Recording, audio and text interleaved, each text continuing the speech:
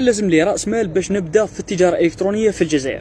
دونك هذا التجاره الالكترونيه في الجزائر متعلقه بزوج صوالح ضروريين بزاف. الحاجه الاولى هي نوع المنتج. غادي كي تخدم تجاره الكترونيه في اكسسوارات الهاتف مثلا، مش كيما تخدم تجاره الكترونيه في الهواتف في حد ذاتها، باسكو اكسسوارات الهواتف رخيصه، الهاتف غالي. دونك هنايا نوع المنتج يلعب دور كبير في تحديد الميزانيه اللي توفرها للتجاره الالكترونيه.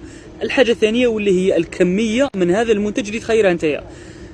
تخدم تجاره الكترونيه ب10 تليفونات مش كيما تخدم تجاره الكترونيه ب1000 تليفون. بيان سور الكميه هنا تلعب دور كبير في تحديد المبلغ اللي تخدم به في التجاره الالكترونيه. والحاجه الثالثه اللي ثاني مهمه بزاف واللي هو المبلغ اللي توفره ولا اللي تخصصه للاعلانات. هذا ثاني يهم بزاف في تحديد المبلغ اللي تخدم به في التجاره الالكترونيه. وفي الاخير نقول لك دير الخطوه الاولى مهما كان عندك المبلغ، اخدم برك، عول باش تنجح.